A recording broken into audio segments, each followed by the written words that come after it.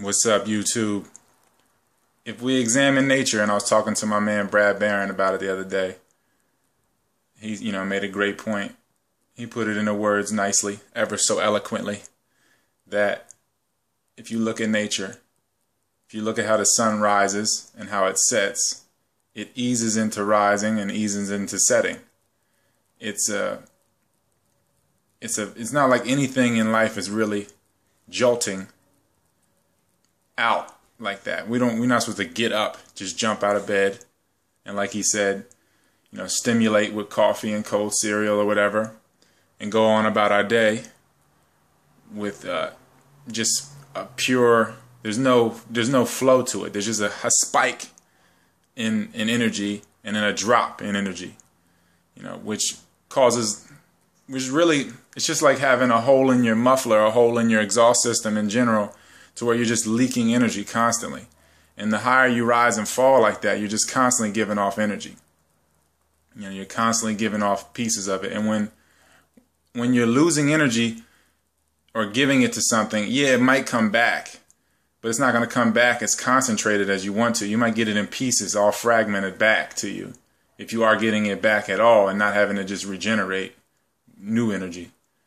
So it might come back to you as a spurt of energy in a week, or when the moon gets into a certain sign or whatever.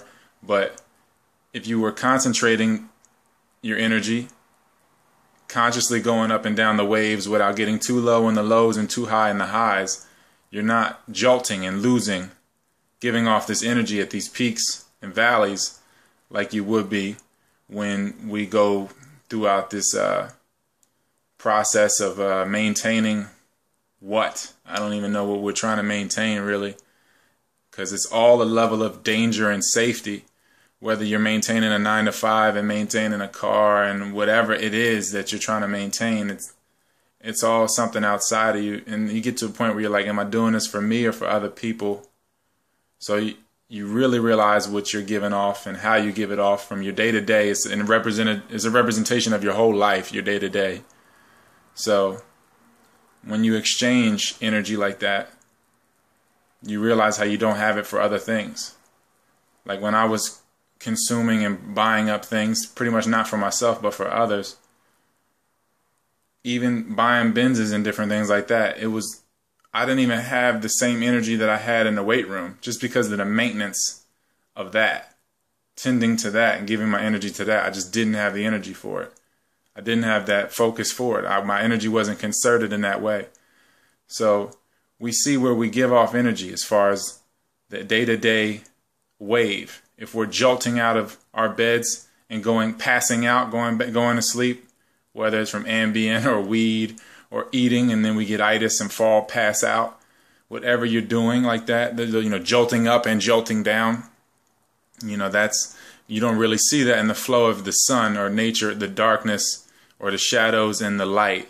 It's a gradual rise into the light and a gradual procession into the shadows or the darkness. So it's not really something that it's not a natural thing. I mean, it's a balanced imbalance, I guess you could say, when we jolt up and down like that, crash and fall constantly in our day-to-day. And then we see it in our grander scale, whether it's a month, a moon cycle, or a yearly, or 7 years, 21-year cycle, or if we get past that point to where we're looking lifetimes into epochs or epochs, then the eons, if we can see the cycle, how it's the same cycles from our day-to-day, the microcosm is the macrocosm, then we can see how we generate energy, how we give it off, what we give it to, and what we've been doing from lifetime to lifetime, consciously or unconsciously. And we can, take our energy back from eons ago, which is the now. So really all I'm saying is, you don't really see too many jolts in nature. Whether it's, you do see them, lightning bolts and different things like that, but that's a massive flux of energy happening in that moment too. I'm not saying it's unnatural. I'm just saying that it also has a purpose, and you see what happens when that happens. What is given off and what is taken from the earth and into the universe. Either way you look at it, the electricity was there. Just in that moment that we call lightning is when that you have that flux of energy, whether it's a soul coming to earth or whatever you want to identify this thing as. I'm not saying that jolts of energy don't happen, because again, it's all experience.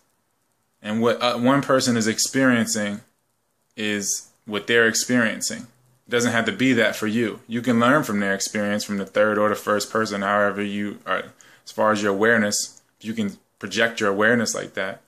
So as far as that goes, it's about, maintaining the balance inside of you. But the extremes will always be here. It's about identifying that. The Tropic of Cancer and Tropic of Capricorn, whatever. You identify the extremes, and then you know where the balance is from that. And you know if you flow up or flow down in either direction, that you got to not fight your way back, but ease your way back in the other way to balance it, to find that internal balance to where your external is a pleasant situation as well, instead of jolts up and down. So yeah, that's that.